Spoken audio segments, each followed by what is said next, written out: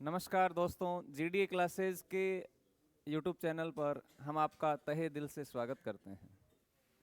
भविष्य के फौजी मेरे सामने बैठे हुए हैं। हिम्मत आपको रखनी है, मेहनत करनी है। मेहनत से ही सब कुछ प्राप्त होता है, आप सभी को मालूम है। आपने कहावत सुनी होगी, करत करत अभ्यास के जड़मिति होत सुजान। बार बार प्रयास करने से मूर्ख व्यक्ति भी सफल हो जाता है, इसलिए आप बार बार प्रयास करते रहिए। और मैं तो बस यही कहूँगा, मुश्किल कुछ भी नहीं इस कायनात में, मुश्किल कुछ भी नहीं इस कायनात में। तू जरा हिम्मत तो रख, तेरा हर सपना वो साकार होगा, तू जरा कोशिश तो कर। इसलिए बार बार आप कोशिश करते रहिए। हमारी आर्मी की क्लासेस लगातार चल रही है, हम प्रयास कर रहे हैं बच्चों तक पहुंचाने का। आज का जो हमारा टॉपिक है वो कृषि एवं पशुपालन से संबंधित है, जहां से एक प्रश्न हर बार एग्जाम में पूछा जाता है। यहां से प्रश्न बनने की प्रबल संभावनाएं हैं, इसलिए आप ध्यान से प्रश्नों को देखते रहें, समझते रहें। पहला प्रश्न स्क्रीन के सामने नजर आ रहा होगा। पाइसम सेटाइवम किसका वानस्पतिक नाम है? पाइसम सेटाइवम पूछा गया है, किसका वानस्पतिक नाम है? Pisum sativum. उद्यान मटर, कैप्सिकम एनुअम, पेनिसिटम टाइफाइडिस, पेनिसिटम टाइफाइडिस।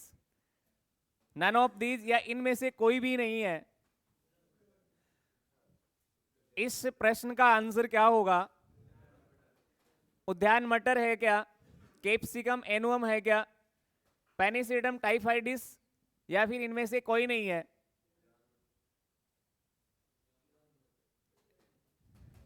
Pisum sativum. बहुत इंपॉर्टेंट प्रश्न है। मटर का वानस्पतिक नाम होता है पाइसम सेटाइवम। ये रहा आपका आंसर, उद्यान मटर। मेंडल ने इस पौधे पर प्रयोग किया था। मेंडल ने, ग्रेगर जॉन मेंडल ने मटर के पौधे पर प्रयोग किया था। हालांकि इसके अलावा भी दो पौधे और थे, एक हेरासियम था और एक जो था वो दूसरा राजमा था। इस पौधे पर मेंडल को कोई ज्यादा सफलता नहीं मिली। फिर उन्होंने मटर के पौधे का चयन करके बहुत अच्छा प्रयोग किया उद्यान मटर पे। प्रश्न कई बार पूछा जाता है, मेंडल ने किस पौधे पर प्रयोग किया? ऑप्शन में रहता है मीठी मटर, मटर, इस प्रकार से ऑप्शन दिए जाते हैं, लेकिन सही आंसर माना जाता है उद्यान मटर। कैप्सिकम एनुअम। कैप्सिकम एनुअम क्या होता है? दीजिए आंसर, कैप्सिकम एनुअम। कैप्सिकम एनुअम किसको कहा जाता है? कैप्सिकम एनुअम नहीं मालूम? प्याज आपने देखा होगा,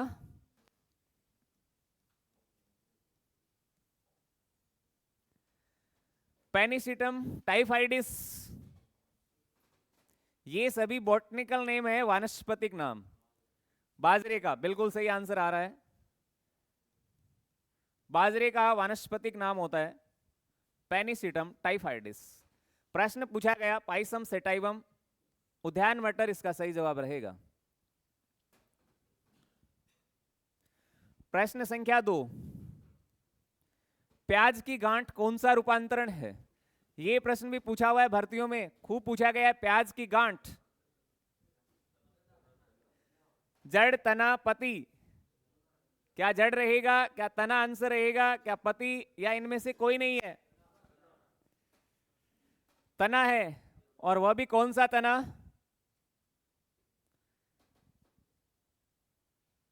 कौन सा तना रहेगा?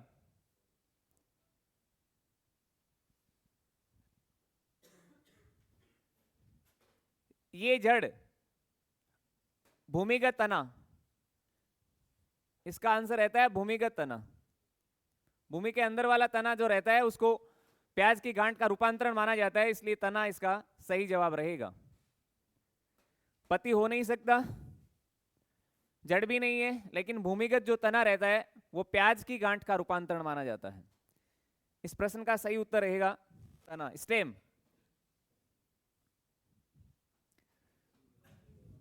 अमरबेल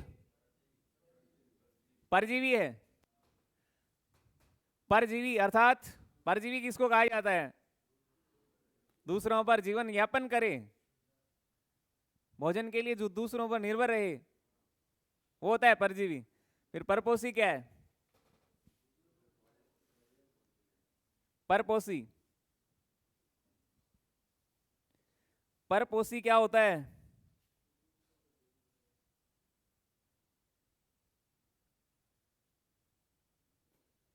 रोशन पूछ रहे हैं सर, अग्निवीर क्लर्क टाइपिंग में बैक स्पेस काम करे या नहीं? बैक स्पेस का पूछा जा रहा है। अग्निवीर का होता है, क्लर्क में टाइपिंग टेस्ट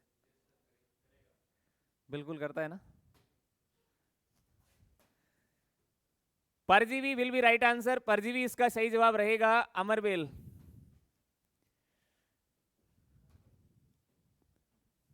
पुष्प के किस भाग में पराग कण उत्पन्न होते हैं? पराग कण पुंकेसर।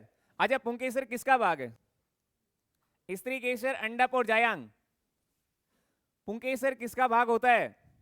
नर या मादा का? नर पुष्प का। पुंकेसर सही जवाब है, जहां पराग कण उत्पन्न होते हैं। अच्छा, पराग कण पर कीट आकर बैठते हैं। कीट, आपको पूछे कि कीटों को आकर्षित करने वाला पुष्प का कौन सा भाग है, तो परागकण रहता है। पुष्प के ऊपर जो कीट आकर बैठते हैं वो परागकणों पर ही बैठते हैं, पता होगा आपको। मधुमक्खी अपना शहद जो बनाती है वो पुष्प के किस पदार्थ को ग्रहण करके बनाती है? पुष्प का वो कौन सा रस है जो ग्रहण करके मधुमक्खी अपना शहद बनाती है? दीजिए आंसर। मधुमक्खी।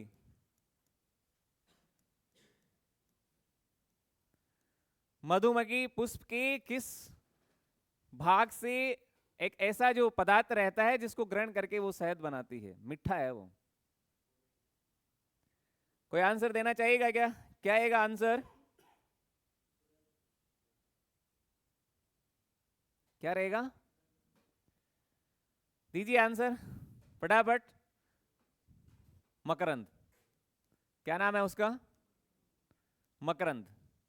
मीठा पदार्थ रहता है, मधुमक्खी इसको ग्रहण करके शहद का निर्माण करती है। पुंकेसर, पुष्प के किस भाग से परागकण उत्पन्न होते हैं? पुंकेसर में। बिल्कुल सही जवाब। क्वेश्चन नंबर 5, 3 ऋतुओं में उगाई जाने वाली फसल कौन सी है? 3 ऋतुओं में किस फसल को तीनों ऋतुओं में उगाया जाता है? अच्छा प्रश्न है। सूरजमुखी को, बाजरे को, गेहूं को, या इनमें से कोई नहीं? गेहूं तो आप सब जानते ही हैं, बाजरा जानते होंगे, ये तो अपने खूब यहाँ फसल उगती है, बाजरा गेहूं। सूरजमुखी बिल्कुल सही है, सूरजमुखी को तीनों ऋतुओं में उगाया जाता है। बहुत ही अच्छा प्रश्न है, सही जवाब आया सूरजमुखी। आगे वाला सवाल देखें, सबसे बड़ा पुष्प कौन सा है? आंसर देना फटाफट। सबसे बड़ा पुष्प कौन सा है? सबसे बड़ा पुष्प, सबसे बड़ा पुष्प कौन सा है? रेफ्लेसिया, लॉडोइसिया, आर्किड और वुल्फिया। सबसे बड़ा पुष्प, अच्छा वुल्फिया क्या है? सबसे छोटा पुष्प। सबसे छोटा पुष्प, सबसे छोटा पुष्प वुल्फिया होता है।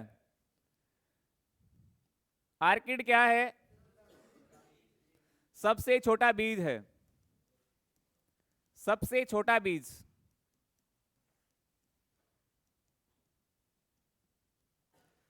लॉडोइसिया क्या होता है भाई? सबसे बड़ा बीज, शाबाश, सबसे बड़ा बीज।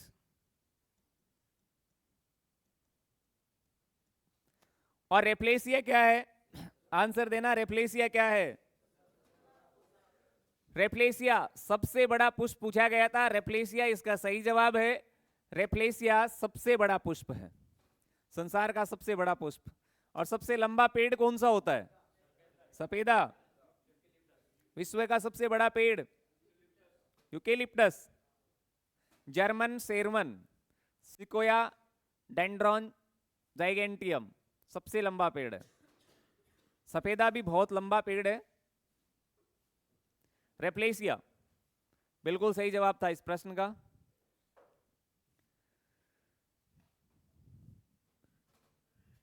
प्रश्न संख्या 7, बायोडीजल हेतु किस पौधे का उपयोग किया जा रहा है? वेरी इंपॉर्टेंट है। बायोडीजल हेतु किस पौधे का उपयोग किया जा रहा है? बायोडीजल हेतु,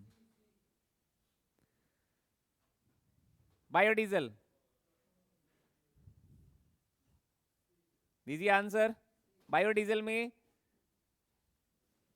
जेट्रोपा, करंज, दोनों या दोनों ही नहीं? दोनों है, बिल्कुल सही है। जेट्रोपा, करंज। जेट्रोपा कर्कश होता है, करंज भी है। ये बायोफ्यूल कहलाते हैं। बायोडीजल हेतु इस पौधे का उपयोग किया जाता है। इसका मतलब ये सही जवाब रहेगा। ये दोनों ही पौधे हैं जिनका उपयोग बायोफ्यूल में किया जाता है। जेट्रोपा, वायुयान के ईंधन में इसका प्रयोग किया जाता है। बिल्कुल सही जवाब दिया बायोडीजल में।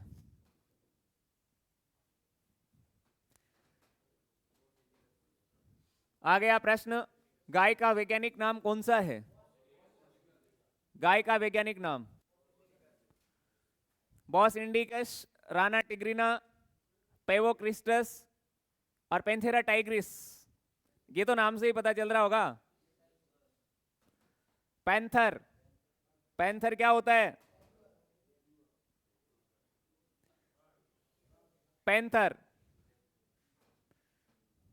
चीता, तो पैंथेरा टाइग्रिस चित्ते का वैज्ञानिक नाम होता है। गाय का पूछा गया है, गाय का वैज्ञानिक नाम बॉस इंडिकस, बिल्कुल सही जवाब। ये सही आंसर रहेगा, बॉस इंडिकस गाय का वैज्ञानिक नाम होता है। राना टिग्रिना किसका होता है? राना टिग्रिना मेंढक का, बिल्कुल सही है, मेंढक। पेवोक्रिस्टस किसका वैज्ञानिक नाम है? पेवोक्रिस्टस, दीजिए आंसर। पता है? पेवोक्रिस्टस मोर का, मोर का वैज्ञानिक नाम होता है पेवोक्रिस्टस। ये प्रश्न पूछा गया था गाय का, इसका सही जवाब रहेगा बोस इंडिकस। हो गया, चलें आगे।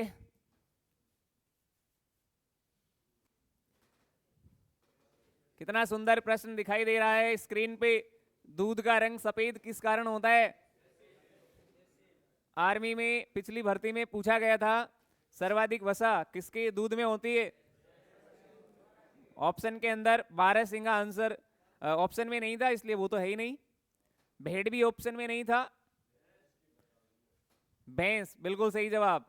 भैंस की भी भदावरी नस्ल, उसमें सबसे ज्यादा 7 से लेकर 14% के आसपास वसा की प्रतिशत मात्रा होती है। और इस बार यह भी पूछा जा सकता है, दूध का रंग सफेद किस कारण होता है? दूध का रंग सफेद किसके कारण होता है? केसीन, कैरोटीन, लाइकोपीन या इनमें से कोई नहीं? दीजिए आंसर। केसीन, बिल्कुल सही। केसीन के कारण ही दूध का रंग सफेद होता है, केसीन के कारण। कैरोटीन क्या है? वो किरेटीन होता है। कैरोटीन दूध, या मैं कह दूं घी, बिल्कुल सही आंसर। इसका जो पीलापन होता है दूध और घी का, वो कैरोटीन के कारण होता है। नोट करें, दूध जो पीला दिखाई देता है, घी में जो पीलापन आता है, वो कैरोटीन के कारण होता है। लाइकोपीन, लाइकोपीन क्या इसका आंसर रहेगा? लाइकोपीन का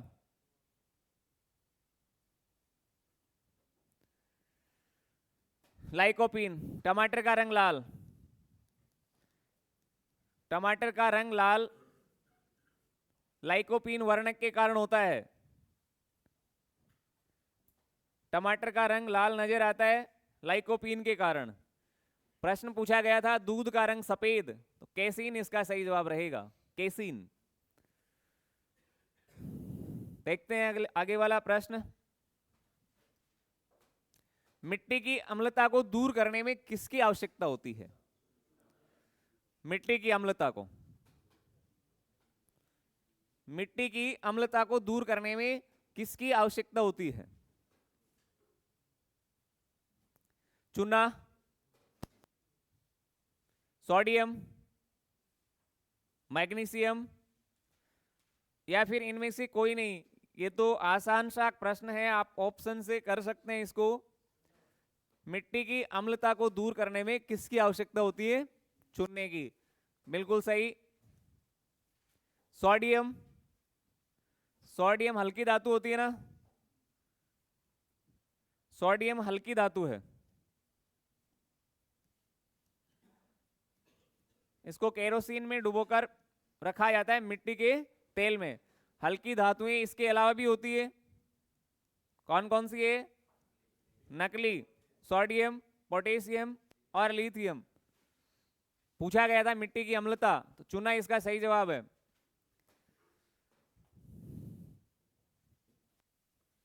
ये लीजिए आगे वाला प्रश्न। जेली बनाने के लिए फल में प्रचुर मात्रा में होना चाहिए, क्या होना चाहिए जेली बनाने के लिए? पेक्टिन, शाबाश, पेक्टिन बिल्कुल सही जवाब रहेगा, आंसर दिया गया पेक्टिन। ग्लाइकोजन, ग्लाइकोजन, और एक है सेलुलोज।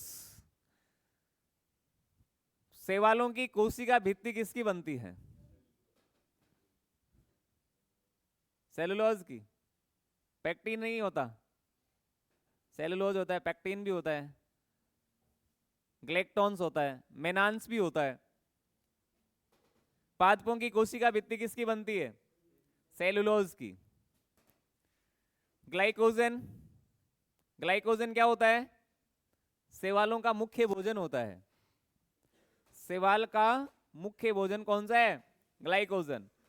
प्रश्न पूछा गया जेली बनाने के लिए फल में क्या होना चाहिए? प्रचुर मात्रा में पेक्टिन होना आवश्यक है। देखिए आगे वाला प्रश्न क्या पूछ रहा है। हरित क्रांति का जन्मदाता कौन है? ये बहुत अच्छा प्रश्न है। हरित क्रांति का जन्मदाता, हरित क्रांति का जन्मदाता बोरलॉग, स्वामीनाथन, कलाम और सलीम अली। क्या सही आंसर रहेगा? सलीम अली। सलीम अली को बर्डमैन ऑफ इंडिया कहा जाता है, बर्डमैन ऑफ इंडिया। इसको भारतीय पक्षी विज्ञानी कहते हैं, भारतीय पक्षी विज्ञानी, बर्डमैन ऑफ इंडिया। भारतीय पक्षी विज्ञानी कौन है? डॉक्टर सलीम अली। अच्छा, कलाम सबको मालूम है, missile man of India. Missile man इसको कहा जाता है। मिसाइलों के नाम याद है? कलाम की मिसाइलें कौन सी है? अग्नि है, त्रिशूल है, नाग है, पृथ्वी है और आकाश। शाबाश। कलाम को मिसाइल मैन कहा जाता है। स्वामीनाथन कौन था? स्वामीनाथन हरित क्रांति का जनक था, हरित क्रांति का जनक है। तो ये बोरलॉग कौन है फिर? इसका पूरा नाम नॉर्मन था ने? हाँ, ये है, बताइए कौन है ये? इसी को हरित क्रांति का जन्मदाता कहा जाता है, बोरलॉग को। और यदि ऐसा पूछे कि भारतीय हरित क्रांति का जन्मदाता कौन है, तो एस स्वामीनाथन आंसर होगा। लेकिन यहां हरित क्रांति का जन्मदाता पूछा गया है, ये रहेगा बोरलॉग। इसका सही जवाब है नॉर्मन बोरलॉग। भारतीय कृषि हरित क्रांति से संबंधित डॉक्टर एस स्वामीनाथन को कहा जाता है, लेकिन ये बोरलॉग हरित क्रांति का जन्मदाता है। हो गया यहां से। नेक्स्ट, ऑपरेशन फ्लड का संबंध, ये तो वेरी वेरी इंपॉर्टेंट है, वीआई कर लेना। ऑपरेशन फ्लड का संबंध किससे है? ऑपरेशन फ्लड, ऑपरेशन फ्लड का संबंध किससे है?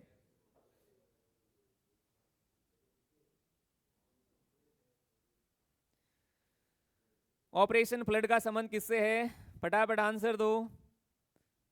दुग्ध उत्पादन, फल उत्पादन, कॉफी उत्पादन, या इनमें से कोई नहीं है? ऑपरेशन फ्लड बिल्कुल सही जवाब आया, दुग्ध उत्पादन से संबंधित है। ऑपरेशन फ्लड दुग्ध उत्पादन, दुग्ध उत्पादन। आपको मालूम होगा दूध कैसा होता है? सफेद, इसलिए ये सफेद क्रांति है, सफेद क्रांति। सफेद क्रांति का संबंध पूछे तो दुग्ध उत्पादन।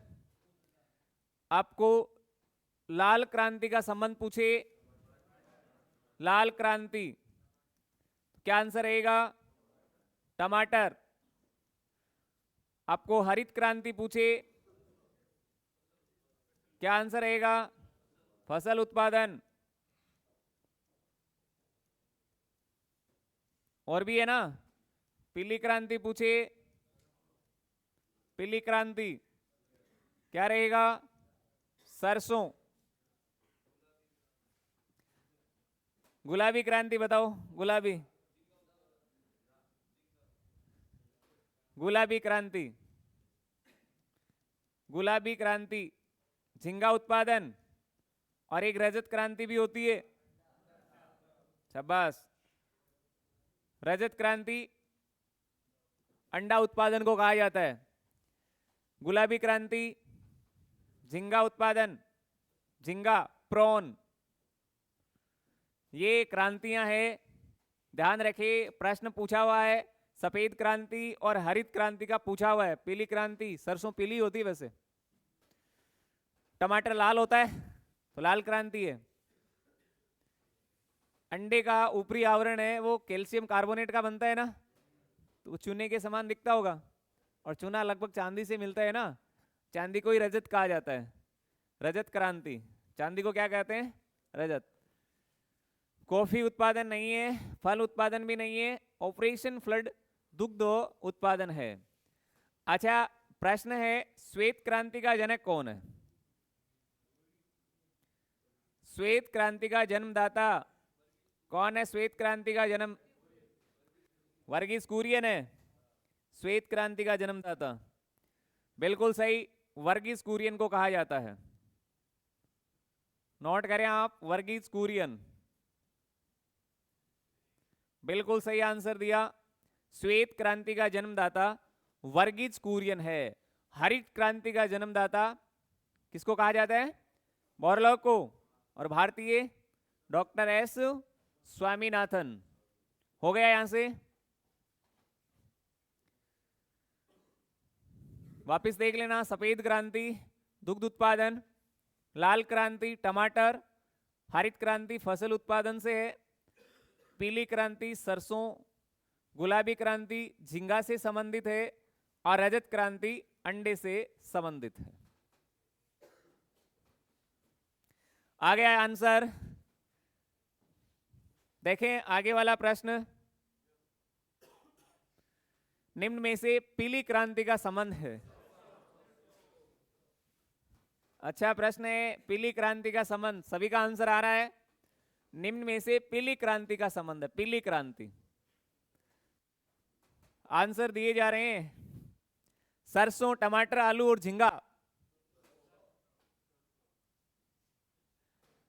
सरसों अभी बताया था, ये पीली क्रांति है, बिल्कुल सही है, यही आंसर रहेगा, पीली क्रांति। पीली क्रांति सरसों, यही आंसर इसका है। टमाटर लाल क्रांति है, अभी बता दिया। झींगा गुलाबी क्रांति, लेकिन ये बचा हुआ है ना आलू, आलू को कहा जाता है गोल क्रांति। आलू गोल, आलू गोल, गोल क्रांति बन गई, आलू गोल होता है। आलू पौधे के किस भाग से प्राप्त किया जाता है? आंसर जरूर देना। तना।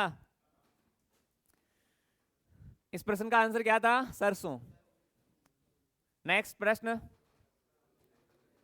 पौधे को यूरिया उर्वरक से कौन सा तत्व प्राप्त होता है? ये तो आसान सा प्रश्न है। वायुमंडल में नाइट्रोजन कितने प्रतिशत होता है? 78%। 78%। पौधे में यूरिया का पूछा गया है, यूरिया नाइट्रोजन, बिल्कुल शाबाश। पूछा गया है यूरिया में नाइट्रोजन कितने प्रतिशत होता है? यूरिया में नाइट्रोजन कितने परसेंट होता है? यूरिया में नाइट्रोजन आपके 46% होता है, ध्यान रखें इस बात को। और वायुमंडल में नाइट्रोजन 78%, सबसे अधिक मात्रा में पाई जाने वाली गैस है। पौधों को यूरिया उर्वरक में कौन सा तत्व है? नाइट्रोजन, बिल्कुल सही है। देखें आगे वाला प्रश्न, रानीखेत का संबंध किससे है? ये तो अच्छा प्रश्न है। रानीखेत मुर्गियों से है, भेड़ से, बकरी से, भैंस से। भैंस का पिछली भर्ती में पूछा हुआ है। भैंस के दूध में वसा पाई जाती है, वसा लगभग 7 से लेकर 14% तक वसा रहती है भैंस के दूध में। और लेकिन सबसे ज्यादा जो वसा होती है वो बारहसिंगा में, लगभग 22%। और भेड़ में भी पूछा जा सकता है, भेड़ में, भेड़ ये रही भेड़, भेड़ की वसा होती है लगभग 14%। ऑप्शन पर निर्भर करता है प्रश्न। यदि बारहसिंगा ऑप्शन में है तो यही आंसर रहेगा। पिछली भर्ती में ये दोनों ऑप्शन नहीं थे, भेड़ और बारहसिंगा। भैंस था तो भैंस आंसर माना गया। यहां तो रोग पूछा गया है, रानीखेत रोग मुर्गियों से संबंधित है, भयंकर बीमारी है। भेड़ की कोई भी एक नस्ल का नाम जरा बताओ, भेड़ की नस्ल का क्या नाम है? भेड़ की नस्ल का, शाबाश। बकरी की नस्ल का? जमुनापरी, बारबरी, सिरोही, ये सभी बकरी की नस्ल है। भैंस की मुर्रा, जाफराबादी, बदावरी, सुरती, ये सभी भैंस की नस्लें होती है। और भेड़ की मारवाड़ी, चोकला, ठीक है। ये लीजिए आगे वाला सवाल, गाय के घी में पीलापन किसके कारण आता है? केरोटीन, बिल्कुल सही जवाब, केरोटीन। केसीन तो अभी बताया था ना, दूध का रंग सफेद होता है। अच्छा, एंथोसाइनिन क्या है? दीजिए आंसर फटाफट, एंथोसाइनिन क्या होता है? एंथोसाइनिन क्या होता है? एंथोसाइनिन एक वर्णक है भाई, एंथोसाइनिन एक वर्णक है।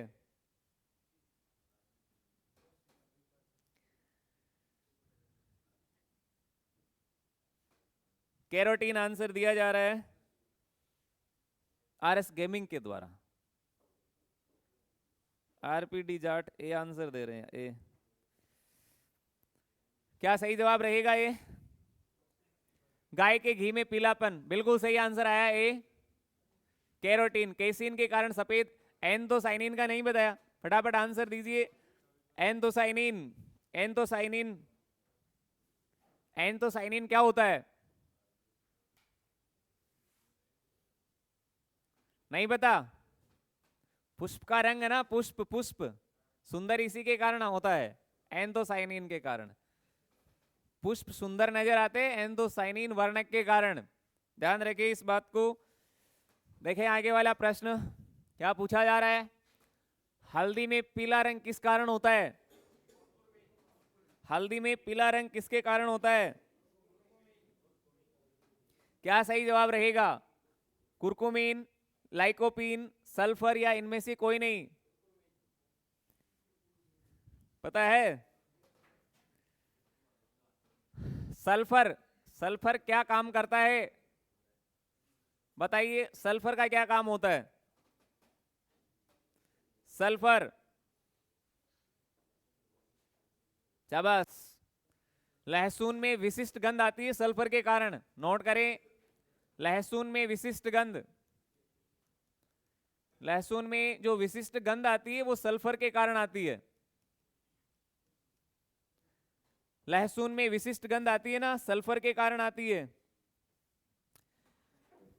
लाइकोपीन, टमाटर का रंग लाल, और कुरकुमीन।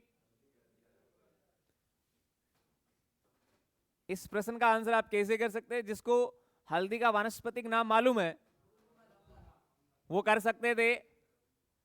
Curcuma लौंगा, curcuma लौंगा। तो यहां से शब्द निकल रहा है ना, कुरु, कुरकुमीन, और इसी के कारण हल्दी का जो रंग होता है वो पीला होता है, पीला। हो गया यहां से? अच्छा सवाल है। नेक्स्ट, आलू का हरा रंग किसकी उपस्थिति के कारण होता है? आलू का हरा रंग देखा होगा, शाबाश, आंसर आने लग गए। आलू का हरा रंग, आलू का हरा रंग, सोलेनिन, पेक्टिन, केरोटीन या सभी? क्या आंसर रहेगा? दीजिए आंसर फटाफट।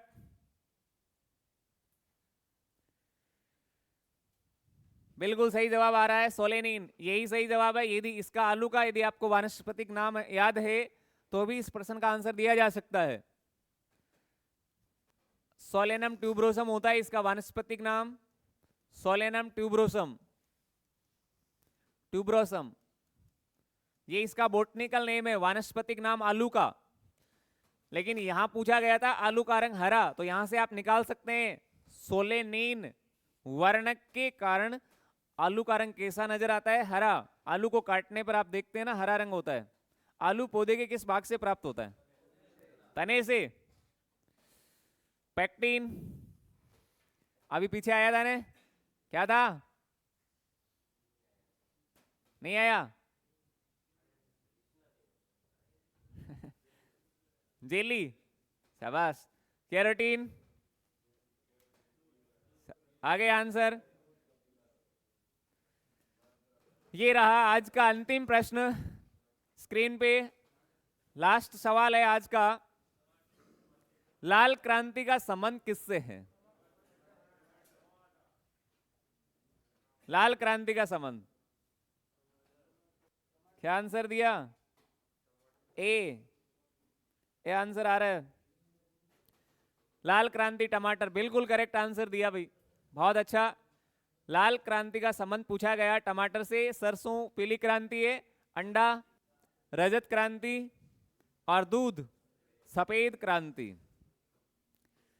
ये थे आज के बहुत अच्छे प्रश्न थे कृषि एवं पशुपालन से संबंधित। मिलते हैं आगे वाली क्लास में, तब तक के लिए जय हिंद, जय भारत, वंदे मातरम, राम राम।